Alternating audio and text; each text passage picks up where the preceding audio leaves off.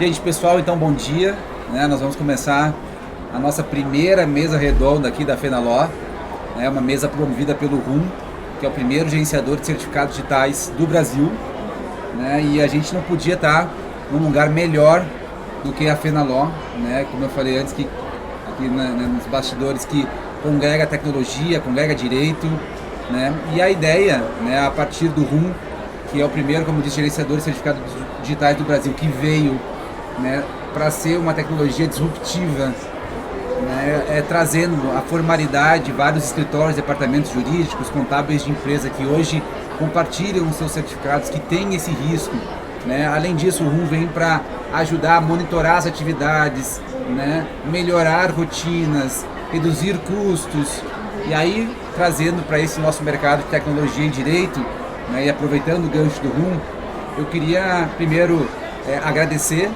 né, dizer hoje que nós vamos falar um pouquinho sobre tecnologias disruptivas e queria apresentá-los também, começando com a Cibele Fonseca, que é diretora de tecnologia da informação do escritório Demarest, possui experiência em outras grandes empresas de diferentes segmentos.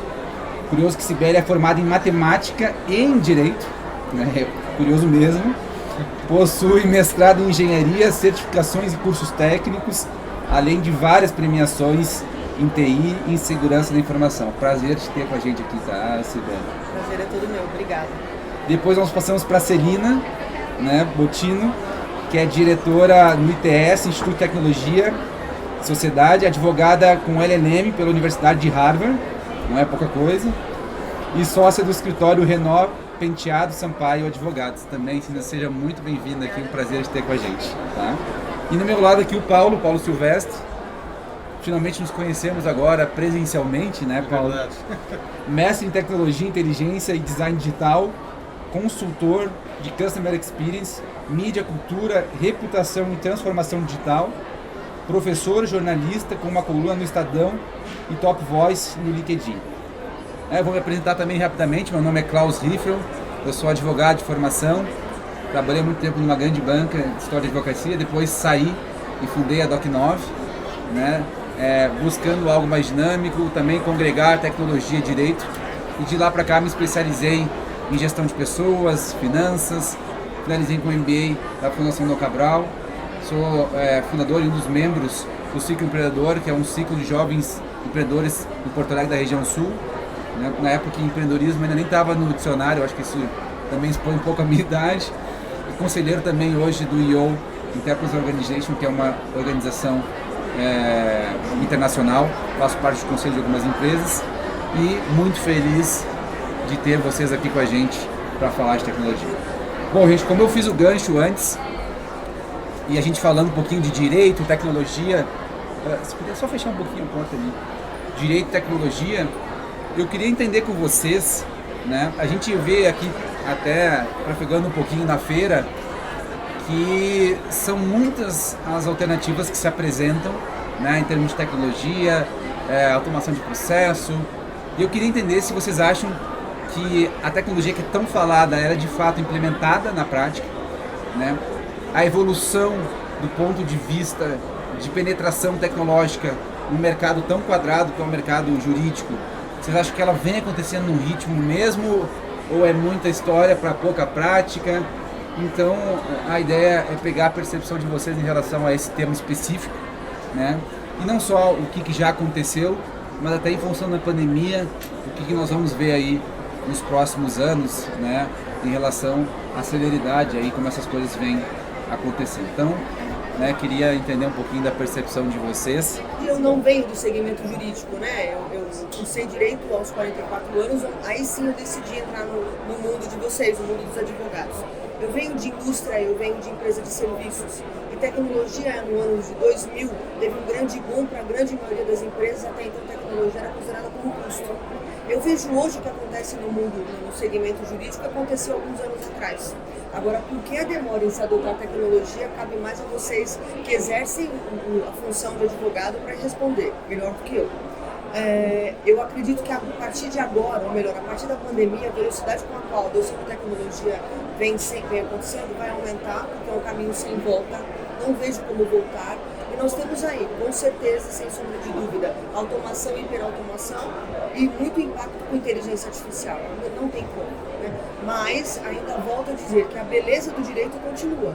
Eu acredito que vocês, os advogados em geral e as advogadas em geral, vão continuar com a beleza do direito. Todo o trabalho mecânico, todo o trabalho de pesquisa mecânica, de olhar, de tomada de decisão muito mecânica, ela vai diminuir bastante para ter mais tempo para a beleza do direito. É assim que eu vejo como profissional de tecnologia, né?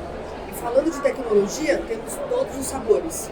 Só que, na minha opinião, também todos os sabores precisam ser avaliados, porque nem todos eles se adequam à cultura da empresa.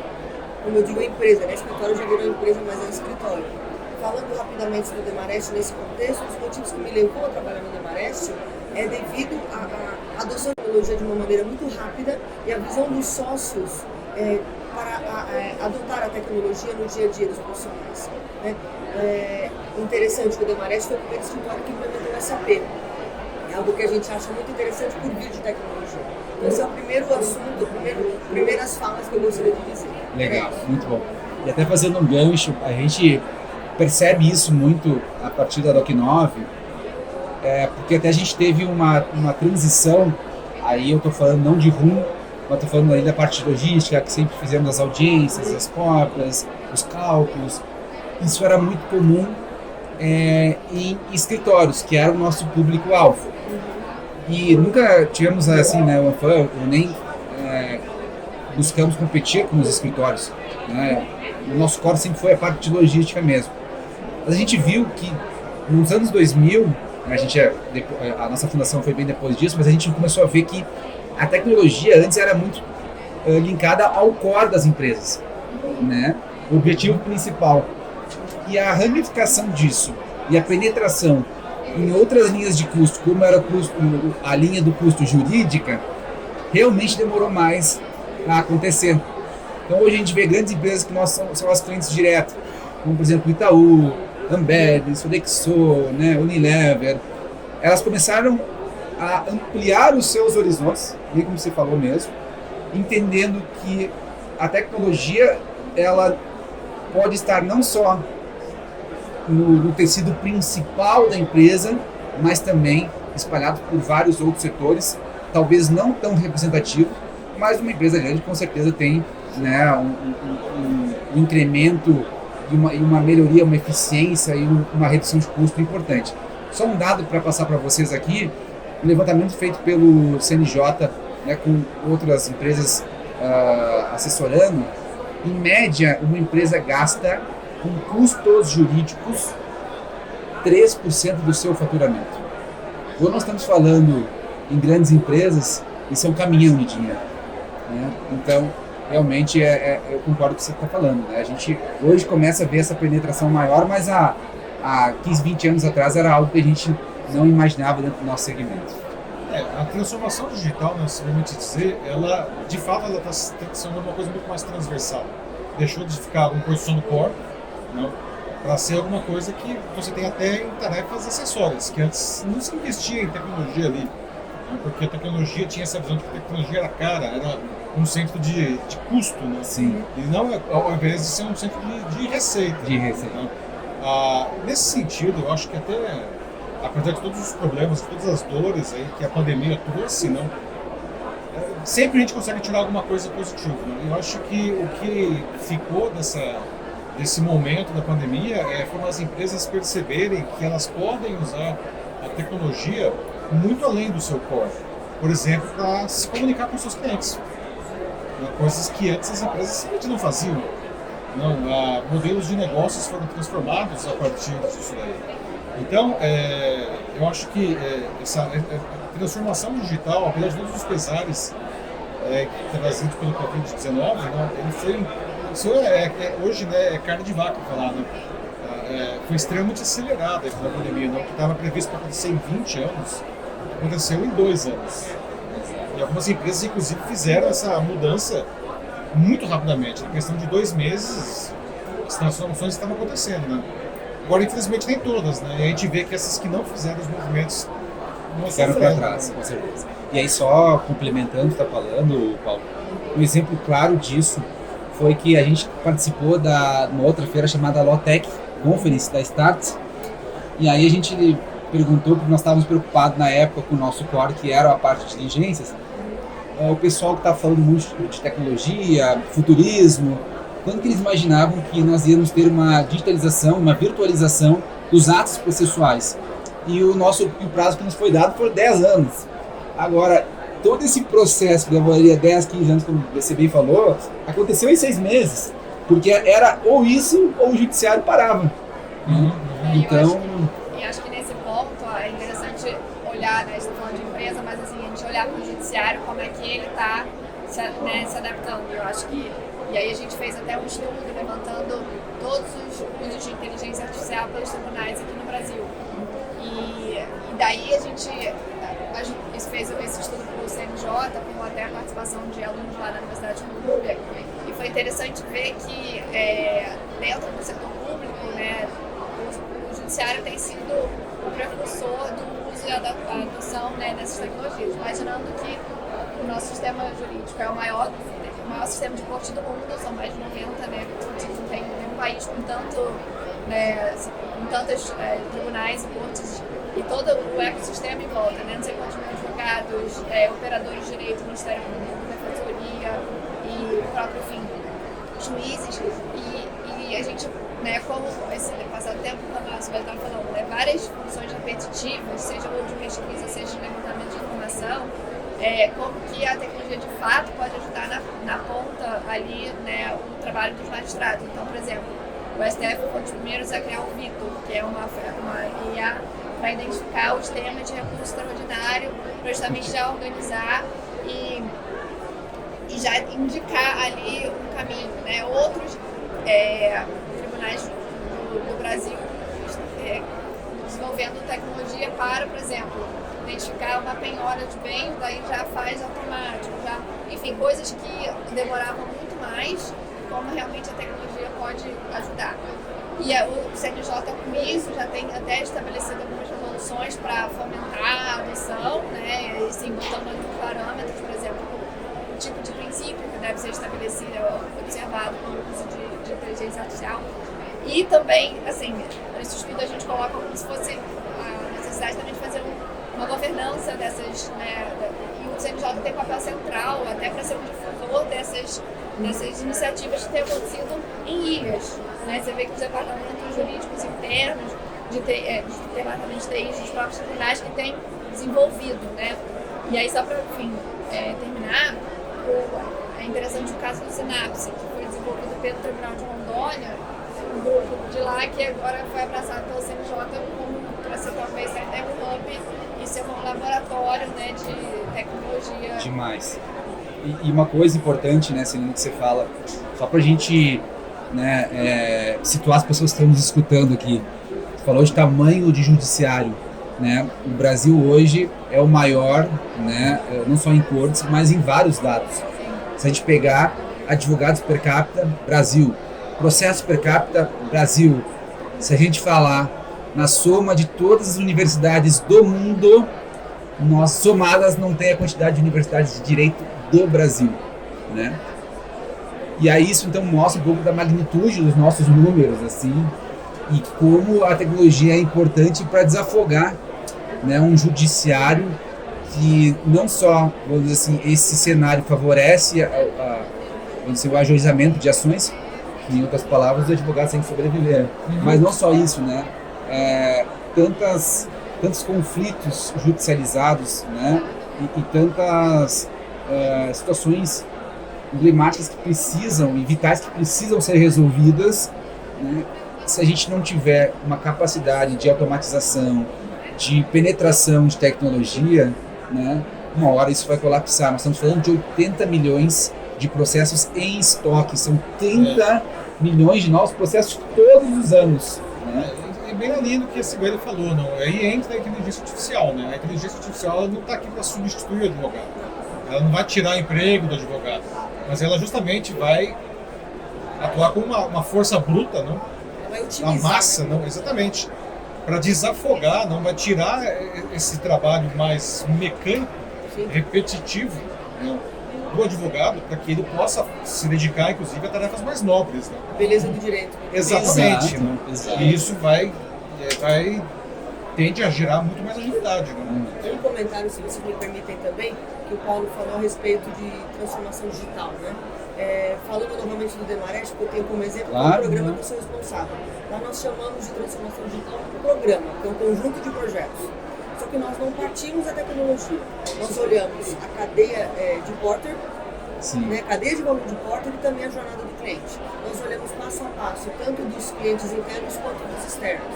Aí sim a gente viu onde tinha que adotar a tecnologia e não foi simplesmente adotar a tecnologia. A gente faz estudos de viabilidade para comparar mais de uma tecnologia. Demora um pouco mais de tempo? Demora. Mas a gente tem certeza do que a gente vai implementar, porque são muitos sabores. A gente vem aqui na feira, tem vários. Mas qual que é melhor culturalmente para o cliente interno e externo do Demarest? E com a cadeia de valor de porta, a gente entendeu as atividades meio e as atividades fim. Para o advogado, a atividade fim é fácil. E as atividades meio que suportam todo o arcabouço até chegar na beleza do direito, né? Então tem que faturar, né? Tem que atender o cliente, tem que ter um CRM. Então, tudo isso foi mapeado e nós conseguimos dizer hoje, temos em mãos um portfólio de projetos que fala onde tem que melhorar o processo, onde tem que adotar tecnologia, onde tem que produzir design thinking. Então, a gente tem muito bem claro isso. Então, sou super a favor da questão de transformação digital, mas ela baseada não na tecnologia, olhando primeiro dentro os processos e a cultura da empresa. Daí sim, eu não vejo diferente no judiciário. Pena que ninguém deve estar pensando desse jeito, mas seria ótimo, né? Não, mas então, mais ou menos, você vê se como essas iniciativas vêm de dentro dos tribunais, dos setores de TI, acho que é um termômetro para ver que eles foram fazendo primeiro pela necessidade que Sim. eles alinhavam, né? A necessidade e a capacidade de interna. E aí a gente tem também um problema de falta de mão de obra qualificada também para trabalhar isso. E o insumo, que são os dados também, você está falando, Sim. né, da pesquisa dos dados. E agora a gente está vendo uma discussão aí de talvez cortar acesso aos dados públicos dos processos, né? Está sendo discutido, vai ser decidido no STF se essa atividade, né, de buscar dados na internet, que como vários portais colocam, né, que são dados públicos, só facilita de fato o acesso, se isso pode continuar ou não, né? E tem uma compreensão de que a LGPD fosse um empecilho, né, a Lei Geral de Proteção de Dados para isso. E não é, justamente, ela vem só para estabelecer as balizas, inclusive o uso secundário de dados é permitido. E se você não tem, e a gente na Unites trabalhando com projetos de inteligência artificial, se você não tem dados que é matéria-prima para você testar, quantas vezes a gente já ouviu de empreendedores brasileiros tendo que sair porque não tem, né, por exemplo, um outro setor de saúde, né, que poderia ser utilizado um monte de situação com dado, mas está tudo de forma manual, escrita, não tem, o dado não é machine, não é readable, né, de machine, Sim. de máquina, enfim, então tem toda uma infra, além de conectividade, além de outras. Não, e o processo é público, né? Vamos dizer assim, Exato. consumalmente. Então, claro, tem as suas exceções, mas eu concordo 200%, né? Quando a gente deixa dados que não são sensíveis, públicos, né, à disposição em prol da melhoria, isso é importantíssimo. Eu vou fazer uma provocação importante. Eu concordo, eu vou mudar um pouquinho o nome da beleza do direito, que eu chamo isso de personalização, experiência. Porque eu acho assim, quando o robô, as máquinas começarem a limar os trabalhos repetitivos, né, que vai sobrar para os escritórios, para os advogados, para o operador do direito, é de fato a experiência que a máquina não faz. E como você falou bem, muito mais profunda, muito mais direcionada. Aí a minha pergunta é, será que isso em alguns ambientes não pode gerar uma certa resistência daqueles profissionais que de alguma forma estão acostumados com essa maneira mais antiga, né? Até por uma questão de conflito de interesse, né? Como a gente viu essa resistência em vários outros mercados. Isso que eu ia falar, isso existe em todos os mercados, principalmente profissionais que estão há mais tempo e que sempre fizeram Isso eu ouço muito como consultor. Eu vou lá falar com o gestor e falo, pô, mas eu faço o meu trabalho desse jeito há 30 anos, por que eu tenho que mudar agora? Você tem que mudar porque você faz assim há 30 anos. A resposta é a pergunta. Né? É isso. Exatamente. Então, Perfeito. existe essa resistência porque, primeiro, eles não entendem o valor daquilo. Por uma questão de ignorância, mesmo no sentido bom da palavra, assim, isso. Falta de Mas conhecimento. e de medo também, né? De achar que eles vão ser substituídos e que não vai sobrar nada para esse profissional. Isso vale para todos os setores, certo? Agora, é curioso observar que já vi profissionais que antes eram resistentes e quando um processo de inteligência artificial foi implantado e aquilo facilitou o trabalho dele, justamente eliminando essas tarefas que são tarefas chatas, né? Mas que precisam ser feitas. Depois disso, o sujeito que antes era resistente fala: não tem alguma coisa mais que a gente possa automatizar aí? Porque isso é muito bom, não? É verdade. Mas aí eu acho que é a cabeça da pessoa. Eu vou dar um exemplo, tá? Quando a Doc9 começou a aparecer um pouquinho lá no Sul, eu fui procurado por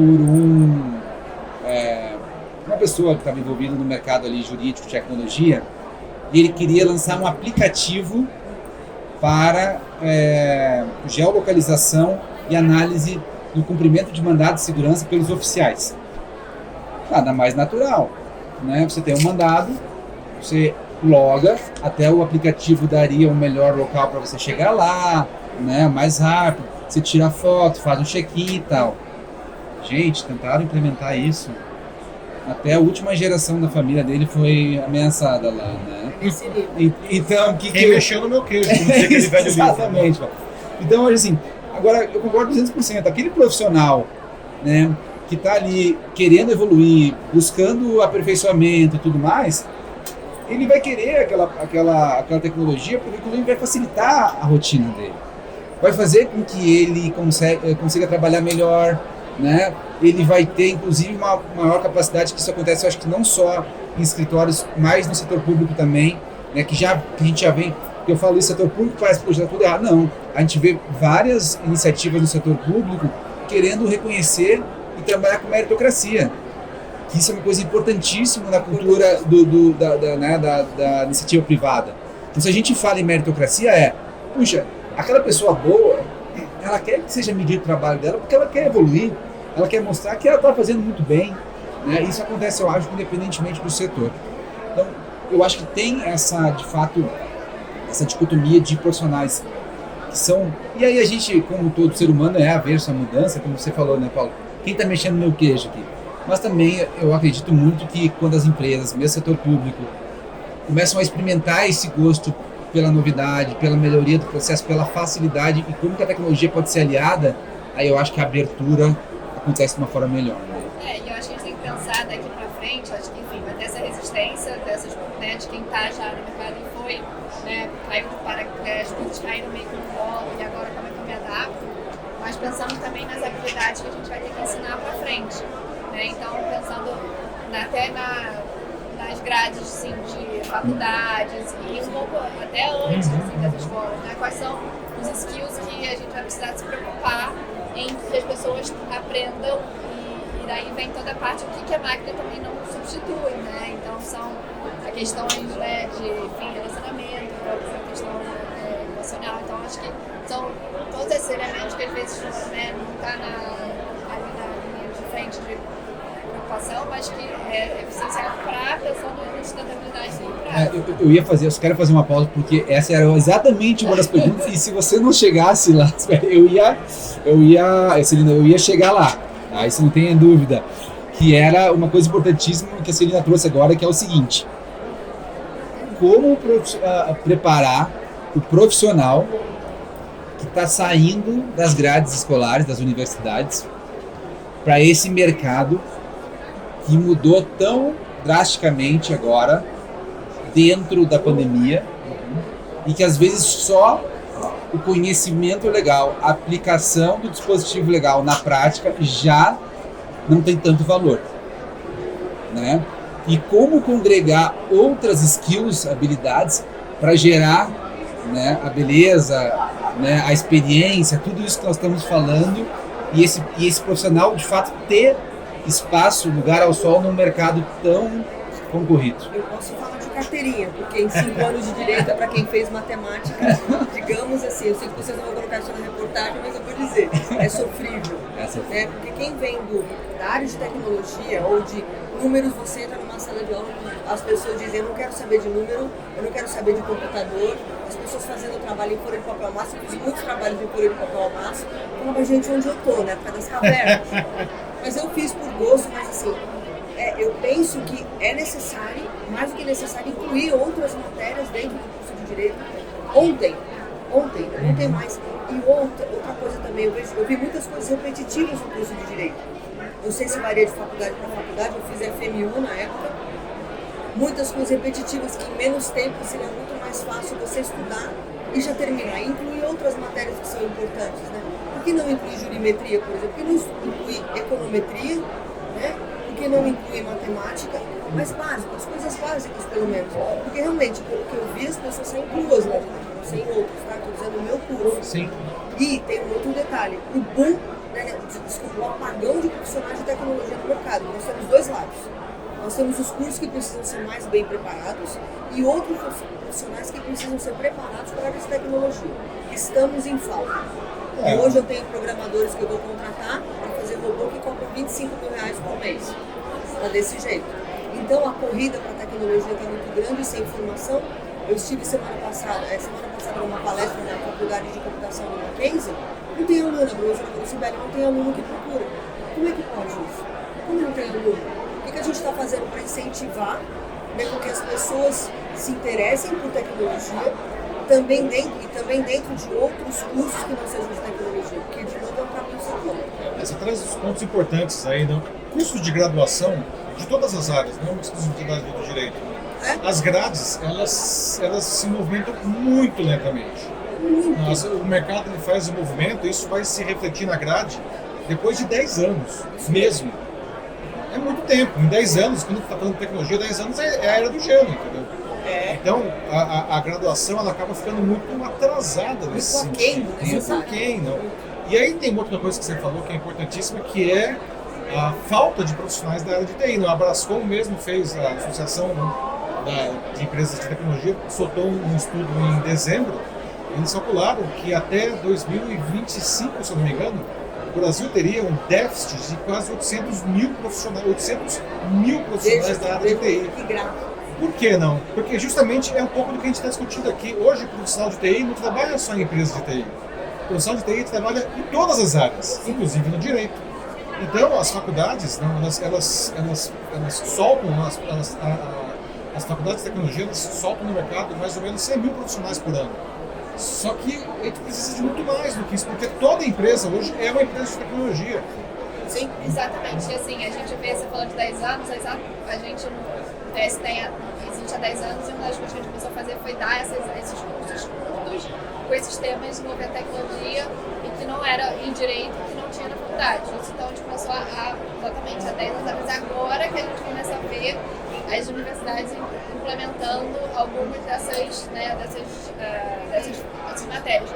E outra coisa que você traz que você é prova disso, é essa multidisciplinaridade. Né? As pessoas não vão, assim, não vai ser só uma coisa, né? Aliás, você acaba se limitando, no mundo de hoje, que as habilidades são múltiplas e os desafios são mais complexos, não dá aquela coisa assim de 9 a 5 só aquilo e pronto. É tudo muito mais assim, permeável e a gente precisa estar. Então, né, voltando a essa pergunta, acho que uma das capacidades é se abrindo realmente a cabeça para as pessoas não se encaixarem numa caixa, estarem sabendo que ela vai se abrindo e vai se transformando. Eu costumo brincar que o profissional que entra na faculdade de direito ele tem que ver menos Suits e mais Better Call Saul, né? Que é assim, ó, é o cara se virando, é o cara entendendo o mundo, passando pelas dificuldades.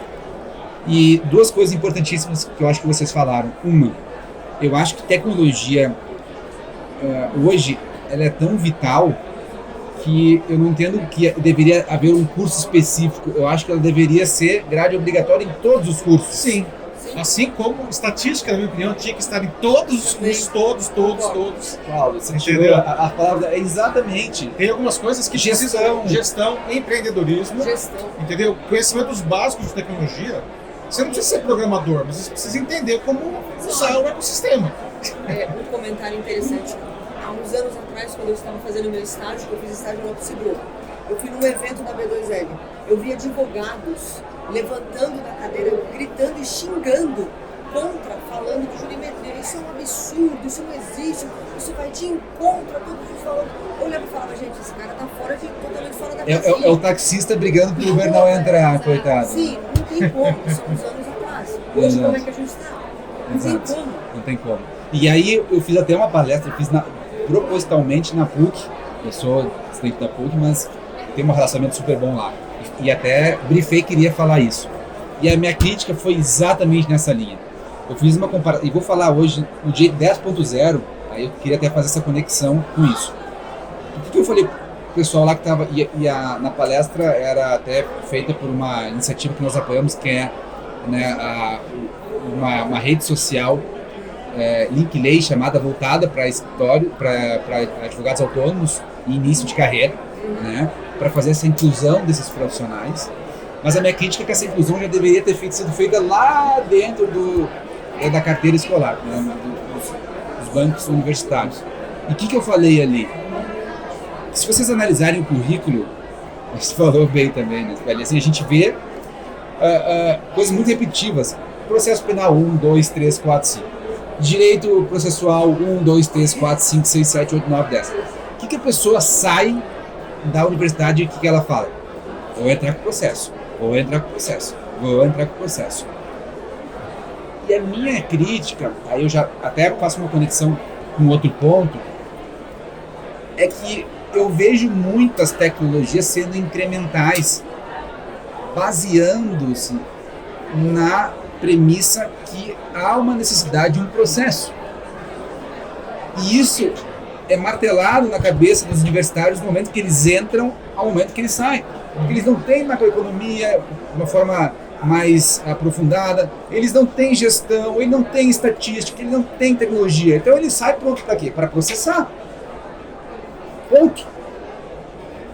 E na minha cabeça, quando a gente fala de direito 10.0, e aqui eu até vou palestrar sobre isso, eu acho que o direito ele vai muito além do processo. Nós estamos falando de processo, nada mais é, se a gente analisar, pode parecer o óbvio que eu vou falar, mas é um conflito materializado e não resolvido que precisou de um terceiro, né? Na verdade, eu tenho uma frase assim, né? O profissional ele entra na faculdade de direito para que ele tenha o poder de usar a lei a favor do cliente para que ele possa ganhar dinheiro. Né? É isso. Mas se ele perceber que a tecnologia vai auxiliar com que ele também ganhe dinheiro, que o brasileiro mexeu no bolso, nós não sabemos como é, ele também vai começar a utilizar. Porque, de novo, não tem como mais. Quem fica só nas leis, quem fica só estudando, um outro exemplo é a própria prova da OAB, porque ele é um martírio. Deveriam ter outros assuntos ali que não só aquela comedeira de lei que é. Eu sempre que eu fiz a prova da OAB, e só eu sei o quanto eu sofri naquela prova de ser de matemática. Então é uma coisa muito caixinha, muito que você tem, sabe? Eu acho que isso leva para discutir assim, as habilidades de todas as funções jurídicas como um todo. Você pega, né, os concursos, por exemplo, quantas pessoas que assim, estudavam para ser procurador, estudava aquilo, né, e decorava quase todos os livros da banca e não tinha nenhuma demanda para ter nenhuma habilidade prática. Então chegava no gabinete, não sei, numa cidade até longe e não sabia nem como começar a trabalhar, porque, né, e aí então volta para essa problemática. O que a gente está preparando e o que a gente vai colher? Se a gente prepara de um jeito, né, quais são as habilidades que a gente precisa, qual juiz que vai ser presidente do tribunal tem que gerir? Que preparo que o juiz teve para isso? Entendeu? Não teve, daí a gente vê um monte de problemas ou ineficiências, porque né, a gente tem que separar, entender que são capacidades diferentes e quem e se juntar de pessoas que possam suprir essas lacunas, né? E por outro lado, o profissional de tecnologia, quando ele vai trabalhar em determinado segmento, ele tem que entender daquele segmento. Sim. Porque não adianta a palavra que eu digo sempre, tecnologia pela tecnologia. Tem que ser a tecnologia pelo negócio. E aí começa, e tem o nosso lado também de TI, tá vendo? Não é só o segmento jurídico, mas o segmento de tecnologia também. Por isso tem essas feiras, aí são as empresas que são especializadas, né? Mas tem que ter esse contraponto também. A tecnologia por si só também, a não ser que o profissional queira ser um cientista para criar alguma coisa. Mas aí isso vai para todos os setores. Você pode se fechar no seu laboratório e ficar pesquisando à vontade. Aí eu quero elaborar uma API, por exemplo, independentemente do que eu vou. Beleza, agora se eu quero uma API para coletar dados do tribunal, pera, eu tenho que entender. Você precisa ir. Você tem que entender do nada, entender como funciona, senão você vai coletar um monte de coisa que você não sabe o que Sabe qual foi a minha primeira experiência profissional? Quando eu tinha 15 anos, eu automatizei, faz tempo, eu tinha 15 anos, eu automatizei o processo de casamentos, todo o processo de casamentos do cartório do bairro onde eu morava. Eu tive que ler o Código Civil. Você teve que entender do negócio. Exatamente. Como que eu ia automatizar o negócio se eu não sabia? Eu era adolescente ainda, foi quase uma brincadeira, mas é bem isso que você está dizendo. Né? Agora, o que eu vejo, né, para que esse ciclo se rompa, né, eu sinto falta de exemplos de sucesso. Quem que está fazendo isso e está ganhando dinheiro? Ou enfim, ou está facilitando a vida dos profissionais, ou está melhorando o resultado para os clientes? Não, tem gente fazendo isso, mas isso precisa aparecer mais, né? Para inclusive incentivar nas faculdades que esse tema seja mais discutido, abordado pelos professores, porque os mestres lá, eles não sabem, eles viveram isso. Eles estão naquele modelo, eles estão na bolha, mas eles estão na bolha. Exato. E aí, Paulo, uma coisa que eu acho assim, corroborando o que vocês estão falando, é o seguinte, quando a gente fala em tecnologia, não é só o profissional dizer, eu vou ser um profissional agora de tecnologia aplicada ao direito, como você fez lá, porque você tinha que entender de tecnologia para aplicar algo tecnológico. Eu não estou dizendo isso, eu estou dizendo que com essas atividades complementares e mais amplas, a capacidade do profissional de direito de fazer a beleza, trazer a beleza e personalizar, criar a experiência, ela é muito maior. No empreendedorismo, a gente fala que empreender é resolver problema, não é verdade? Então, quando a gente abre a porta das nossas empresas, dos nossos trabalhos, todos os dias a gente tem um monte de problema. E a nossa capacidade de resolução, de solucionar os problemas é o que nos move. Eu costumo dizer o seguinte, quanto mais insumos eu tiver no meu HD, maior é a minha capacidade, né, de resolver aquele problema, porque eu tenho mais artefatos, eu tenho mais ferramentas, eu consigo olhar aquilo de uma outra forma. E a minha crítica é, qual é o espaço do profissional de direito no futuro? É aquele cara que vai conseguir não só interpretar a lei, mas ele já vai ter um arcabouço de soluções que ele vai chegar com algo muito mais pronto para o cliente. Algo que efetivamente vá resolver a solução. E se ele está limitado à interpretação legal, ele é uma commodity. Ele é uma commodity, ele vai ser igual a qualquer um, ou até daqui a pouco um robô que vai interpretar e vai dar melhor. Vai fazer melhor do que ele, é isso que tá. O que eu digo é o seguinte, o que puder ser automatizado, será. Tudo. Não tenha ilusões. Se você faz um negócio que é automatizado, você está correndo o risco de ficar fora do mercado. Em qualquer área. Certo? Porque o robô vai fazer isso e vai fazer isso melhor do que você. Porque é uma tarefa automatizada, repetitiva. Não? A gente está falando aqui dos advogados, mas pensando no caso de um engenheiro. A gente não consegue conceber um engenheiro hoje trabalhando como um engenheiro há 30 anos atrás. Por quê? Não. E por que isso não se aplica a todas as profissões? Então? Vai se aplicar, né? Na verdade, ainda existe essa...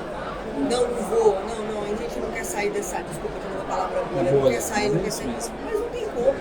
Não tem como. Pode haver resistência, mas não vai tem ter, como. como a gente está vendo a tecnologia que vai disruptiva e atrapalha o status quo, obviamente vai incomodar alguns setores, segmentos, mas depois assim, abraçar e tentar entender como melhor lidar com aquilo e trabalhar em cima disso, né? E a conexão, eu acho, também entre áreas da empresa vai começar a ser encarada de uma forma diferente. Vou pegar um exemplo para vocês. Tá? Cada vez mais empresas utilizam de ferramentas que são classificadas ainda como jurídicas, para atender melhor o cliente. Dá um exemplo, né? Quanto mais uma empresa, através de jurimetria, conseguir entender causas raízes de conflitos que geram processos, mais ela vai conseguir atacar a causa raiz e não só melhorar o direito, reduzir custo. Com certeza ela vai impactar em venda, porque ela vai gerar um cliente mais satisfeito. Então, assim, como é que a gente consegue dissociar direito e de customer experience? Hoje é difícil. Customer experience está em tudo. Tudo. Posso falar como professor disso. Exato. Inclusive, eu costumo dizer o seguinte, na empresa, se a empresa tem um departamento de Customer Experience e só eles fazem isso, já está errado. Né? Todo mundo. Porque vamos pensar no caso de educação. Então, você tem lá professores maravilhosos, os alunos são super satisfeitos com a aula. Mas eles são cobrados errado pelo financeiro da faculdade. A experiência é ruim. Mas o financeiro, a função dele é só cobrança, a função dele não é a experiência do cliente. É claro que é. Mas é o caminho todo, né? A jornada é tudo. A jornada é tudo. Tem um livro fantástico, O Jeito Disney de Encantar o Cliente. Sim, é uma bíblia. É uma bíblia, imagino pra ti, né, Paulo, que é uma bíblia. Mas ele dá exatamente esse exemplo. Não adianta a criança ir lá, o pai, né, entrar no mundo encantado, voltar, né, a sua fase, né, de criança, enfim, brincar com o Mickey e sair e não achar o seu carro. Porque antigamente, como é que era, né? O estacionamento da Disney. São quilômetros e quilômetros de carros estacionados, todos carros alugados, porque, né, vou destacar que 95% das pessoas que estão transitando ali são turistas, que estão alugando seus carros nas mesmas lojas. Eu não lembro onde é que botou o carro, estava tão na fã de chegar. Então o que eles fizeram? Eles começaram a criar todo um sistema, né, de tickets para a pessoa saber exatamente, né? Então, assim, porque não adianta nada você ter uma enorme experiência no parque, sair e ficar até o outro dia esperando o estacionamento esvaziar. Então eu acho que é bem ilustrativo, que mostra toda a jornada que a gente tem. E aí, voltando de novo para o direito, eu acho que vai ser a mesma coisa. Não adianta a pessoa ter um excelente interpretador de leis, quando ela queria, na verdade, era algo mais prático que resolvesse efetivamente o problema dela, né? E aí tem que ter essa sensibilidade também, né, de captar o perfil, o tipo de... Porque não tem sempre, não dá pra copiar e colar. Aí que vem, né, esse diferencial pensando aqui na área do direito. O que você vai saber, o que tem como automatizar, o que não. E o que para cada cliente vai ser de jeito, seja um é um estudo, um outro é duas linhas resolve, o outro é uma outra coisa, dentro até pode ser do mesmo assunto, né? Mas tem que ter essa sensibilidade, essa habilidade de e aí, então se adaptar às diferentes características, né, e demandas. Legal. Gente, vamos encaminhando aqui, o papo está muito bom, mas nós estamos encaminhando aqui para o final. E eu queria então pegar a percepção de cada um de vocês. A gente falou um pouquinho de passado, presente. Se a gente pudesse, sei que ninguém tem bola de cristal aqui, mas se a gente pudesse pensar em futuro, né?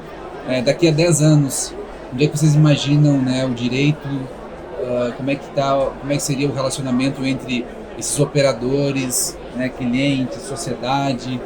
Vamos começar, eu queria ouvir as palavras finais de vocês em relação a essa questão. Bom, na verdade, até porque 10 anos é muito tempo. É verdade. 10 anos eu vi isso quando eu tinha os meus 17, 18. 10 anos é muito tempo, né? Mas eu penso que mais e mais a questão da colaboração, quando eu digo colaboração é a troca de informações, mais e mais focando também no customer centric, não tem, independentemente se é governo ou se é mundo privado, né, segmentos privados, eu vejo isso, colaboração, customer centric e a questão de também adoção de tecnologias e outras que surgiram, não só de inteligência artificial, mas tantas outras. Né? Que aí o mundo está aberto, as questões de casas inteligentes, tantas inteligências que vão ser distribuídas por aí. A gente não sabe o que tem de novidade que vão estar lançando, porque 10 anos é muito tempo. Você está dizendo que, exatamente, então nós estamos falando que essa perspectiva de 10 anos, na verdade, vai ser cada vez mais, até pela lei de Moore, diminuindo cada vez. Dobra, né? Hoje eu faço planejamento no máximo 3 anos, eu faço planejamento de 3 anos, inclusive para a minha carreira, né? Saber o que eu devo continuar estudando, onde eu devo continuar investindo o meu tempo. E 3 anos já é muita coisa. Vou dar um exemplo, metaverso. Então, falando com você, eu acredito que nós estaremos no metaverso. E quais são os tipos de lead que vão estar no metaverso e no multiverso? Né? O que está acontecendo com o mundo jurídico no metaverso? Aí até fazer um parênteses, porque eu tenho... Acho que vai ser uma das primeiras vezes que nós vamos divergir aqui, mas não tem problema nenhum. Eu tenho uma visão um pouquinho diferente, né? Agora nós tivemos uma reportagem saindo aí do Google, né? Que pela primeira vez nós vamos fazer cabines para reuniões presenciais tridimensionais, holografias, né? E eu não estou dizendo que não vai acontecer o metaverso, mas eu acho que na minha cabeça nós tivemos uma influência muito grande da Meta, né, do Facebook, porque apostou bastante nisso. Eu acho que o metaverso ele veio para ficar, mas eu tenho minhas dúvidas, então eu não estou discordando, eu só estou fazendo essa pergunta. O tamanho que ele terá e a aplicabilidade, tendo em vista que na minha cabeça holografia e realidade aumentada e coisas que trabalham mais a nossa realidade, talvez seja mais fácil do que criar todo um mundo mais real. Mas independentemente disso, concordo 100% com a Cibele que a virtualização vai acontecer. Um comentário, se você me permite, entendo sua visão e também concordo. Agora tem um detalhe, para as pessoas, né, em geral, é muito interessante ficar fora da realidade. Quando você entra no metaverso, é uma coisa muito mais social, que é isso que me preocupa. Por isso muitas empresas estão contratando sociólogos, inclusive, para analisar como as pessoas vão se comportar, porque é muito legal ficar fora da realidade. O exemplo disso é o Avatar, porque o Avatar tem todo um sentimento, mas o cara ele não se locomove e lá ele é praticamente um herói. Como será na vida das pessoas isso? Essa é a minha preocupação, por isso que eu acho que pode acelerar, por esse contexto da cabeça das pessoas. Mas esses outros aspectos que você comentou, com certeza. Excelente. Complementando, acho que um pouco nessa linha, eu acho que a gente vai ver em 10 anos, você perguntou, né? Imagino que aqui na área do direito, pensando uma mudança, eu acho, nas grades, enfim, acho que vai cair a ficha de que tudo isso que a gente está vendo vai vem para ficar, e daí essa geração, talvez, que seja muito mais resistente, essa pessoa que reclamou nesse evento, assim, talvez não esteja nem mais aí, e daí então vai ter essa mudança, né, então naturalmente a mudança de geração que vai estar ativa, que já vai estar vivendo isso na prática, então essa multidisciplinariedade das habilidades.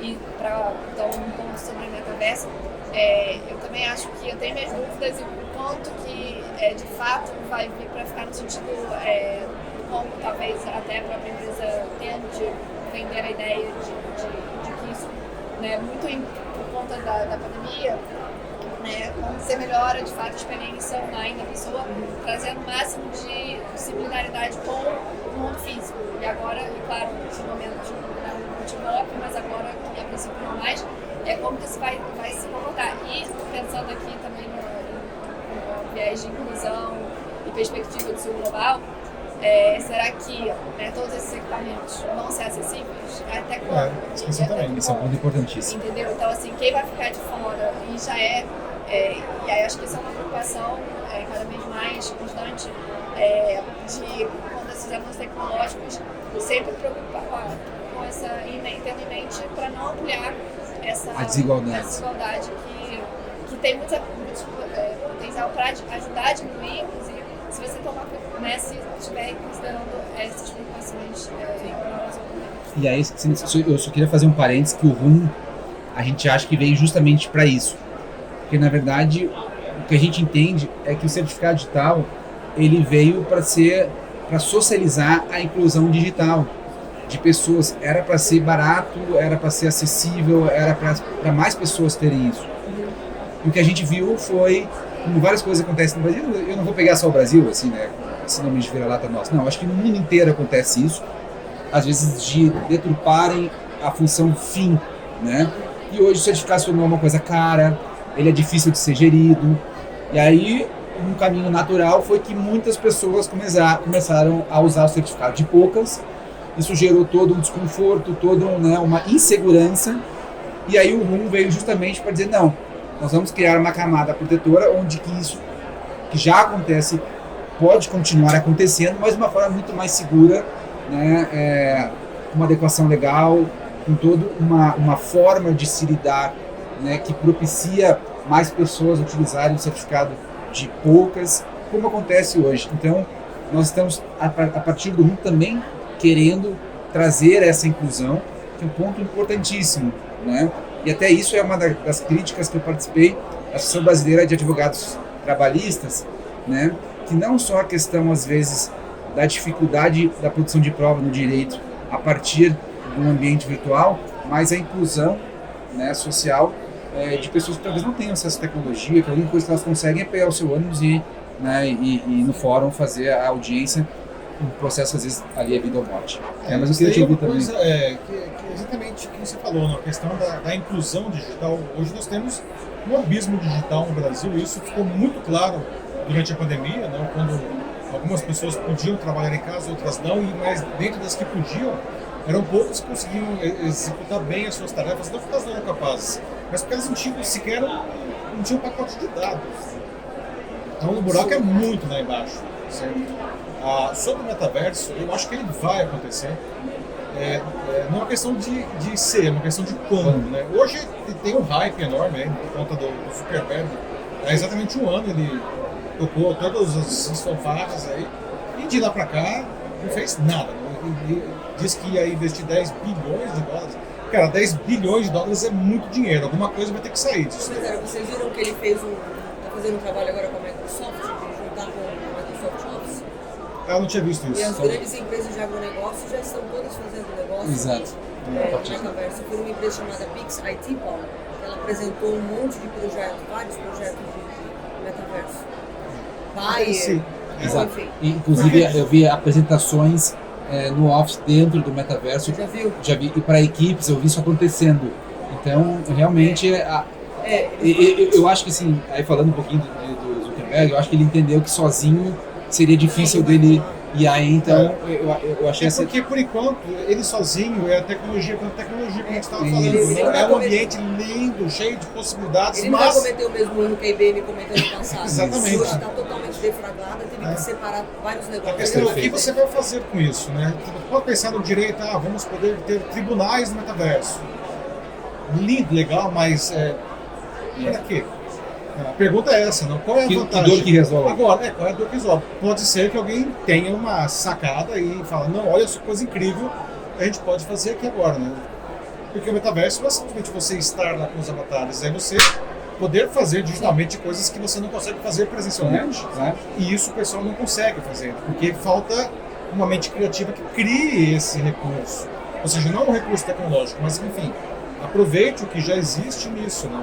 Agora, metaverso, gente, é um negócio que existe há mais de 20 anos. Né? Exato. Second Life, aí eu acho que é o exemplo mais bem acabado de um sistema. Exato. E que lá atrás, em 2003, quando ele foi lançado, era um negócio super revolucionário e que um dos fatores de ele não ter dado certo era equipamento. Exato. Porque ele exigia um equipamento muito parrudo, né, com uma grande capacidade de processamento, com uma banda larga, e ninguém tinha isso em 2003. O que nós vemos hoje do Zuckerberg, as questões da imersão, ótimo, né? Você tem que ter óculos, você tem que ter luva, né? E aquele óculos que, diga-se de passagem, é horroroso, né? Desculpa. Você coloca aquilo lá, depois de 15 minutos você está com dor no pescoço. Não, e já angustiado. Então você tem que melhorar e democratizar isso daí. Eu testei o novo que parece um óculos normal. Melhor. Tem o Google Glass, o protótipo novo, parece um óculos, né? Aí já nós estamos falando de um negócio muito mais interessante. E também os wearables. Eu testei os wearables. É bem interessante. Agora, quanto é que custa isso, né? Quanto é que custa? Isso precisa... A caixa de wearables, $10 mil. Então, quem é que consegue usar isso, investir nisso aí para entrar no metaverso? Tem que ser um negócio, né? A gente não consegue nem ter um certificado digital. Aí a gente volta lá no início que a tecnologia deixa de ser uma coisa efetivamente útil para ser um hype. Entendeu? Aí... A gente não tem certificado, mas tá todo mundo com celular caro, né? Principalmente as classes mas aí que tá, mas é porque as pessoas veem valor. Exato. Cara, eu vou investir R$1.000, 5, 10, 8, 15 mil reais no celular porque isso me traz valor. O certificado digital, eu vou usar pra quê mesmo? Exato. Pois é, e é super importante. E é a questão, mas as pessoas não sabem disso. Exato. Mas vão saber. Não tenha dúvida. Vão saber. E aí a minha questão, assim, pra gente tentar fazer um resumo que nós estamos falando hoje a gente vive num mundo há pouco tempo real, né? Nós estamos fazendo essa transição que acelerou muito, acho que todo mundo concorda, durante a pandemia, E agora o desafio é aonde que está o meio do caminho que vai nos possibilitar a segurança, né, e a inclusão que nós temos hoje no real, no mundo real, dentro do virtual.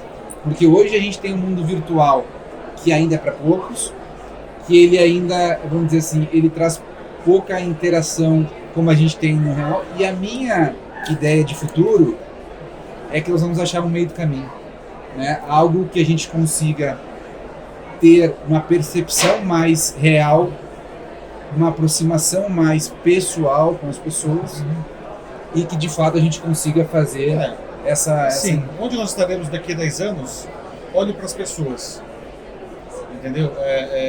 A nossa função como gestores, né, é olhar para o nosso cliente, né, e falar o que essa pessoa precisa e que eu posso facilitar a vida dela e como eu vou fazer isso daí.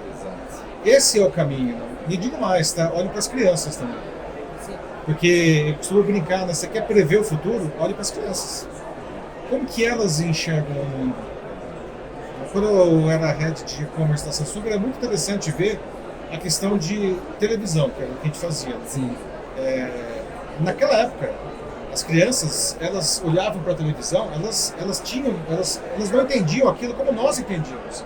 Porque nós crescemos com a televisão sendo, sei lá, uma caixa que transmite a mesma imagem para todo mundo ao mesmo tempo. As crianças nunca entenderam a televisão desse jeito. Elas acham que a televisão é uma tela grande capaz de trazer experiências personalizadas sob demanda. Completamente diferente. E o que é a televisão hoje? Ela ainda é broadcast, em parte, né?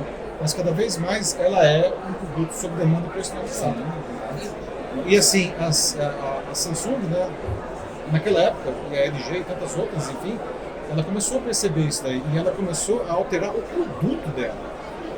Continuava, se você colocar uma antena lá, vai continuar recebendo? Claro que sim, né?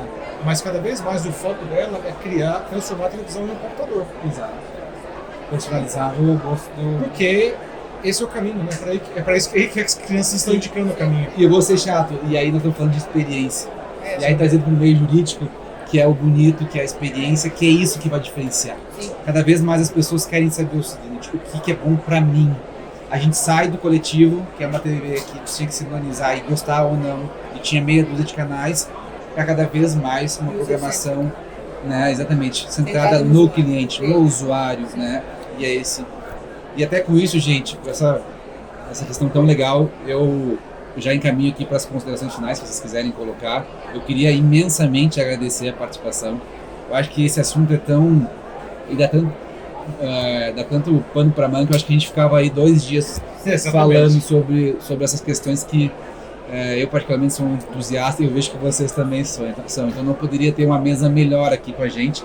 Agradecer em nome da Doc9, em nome do RUM, imensamente o tempo de vocês aqui, né? Falando novamente, a gente está aqui hoje promovido pelo RUM, que é o primeiro gerenciador de certificados digitais do Brasil, que tem muito disso que a gente falou, de inclusão, né, de análise, de automação, de melhoria de processo. E queria abrir aí as considerações finais de vocês. Não, eu agradecer o convite, antes de mais nada, né? Eu acho que essa conversa, esse tipo de conversa, ela é fundamental, como você estava falando, né? A gente precisa promover essa transformação, mas ela vai acontecer por exemplos, né? Existem coisas legais que já estão sendo feitas, isso precisa ser publicado, né? As pessoas precisam entender, as empresas, os gestores, para que eles possam fazer esse movimento, para achar que, enfim, isso não é um bicho de 7 cabeças, que não é para mim, coisas que a gente ouve, isso não é para mim, isso é muito caro, isso tem sempre um obstáculo, não? E na verdade isso são fantasias, né? A gente precisa desmistificar isso daí e demonstrar que a tecnologia, no direito e em todas as outras áreas, né, ela, se for bem usada, é uma ferramenta incrível, né, de produtividade para todo mundo. Então, acho que obrigado pela oportunidade de a gente trazer um pouco aí, né, dessa visão. Né? Legal. Celina. Agradecendo também estarmos aqui falando sobre tecnologia, mas especialmente falando sobre isso de forma presencial.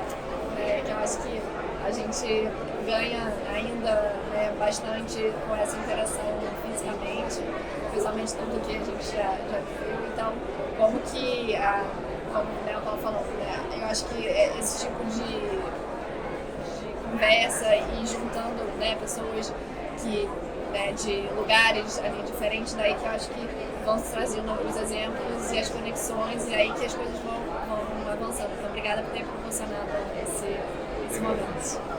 Vamos lá, Cibele. Bom, também muito obrigada pela oportunidade. Como eu disse, foi muito difícil me tirar de casa, eu estou escrevendo minha tese de doutorado, não vou parar falar, daqui eu já vou voltar para casa correndo, até com alguns insights que você me disse, né, alguns percentuais, e eu digo que o interessante é ver que um fornecedor que veio do segmento, tão preocupado com tecnologia, como prover os serviços para os escritórios e para as empresas que têm os seus departamentos jurídicos, é muito importante. Então, nós somos que levantam a bandeira, né? Parabéns por isso, espero que você tenha muito sucesso. E um professor com tantas habilidades, além de jornalista, enfim, de tantas formações, também levantando a bandeira, falando de experiência do usuário. Então, sem vocês, e ela que tem um vasto conhecimento, é muito mais jovem que todos aqui, né? Com essa cabeça de entender que a tecnologia ela é necessária, a tecnologia é pelo negócio, mas focada no usuário e não esquecendo das crianças, realmente elas são futuro. Se a gente não olhar para elas e dar um bom treinamento, um bom, né? Eu não sei o que vai ser de nós, que a gente vai estar nesse futuro, pelo menos a gente espera, né? Eu espero que sim. A gente vai estar nesse futuro, então elas que vão estar aí dominando, né, tudo que vem acontecer, nós seremos clientes dessas crianças. Isso mesmo. Então é isso, muito obrigada por vocês. Eu agradeço. Gente, então encerro aqui a nossa mesa redonda. É a primeira da Fenaló. Acho que não poderia ter começado da melhor forma. Muito obrigado. Obrigada, gente.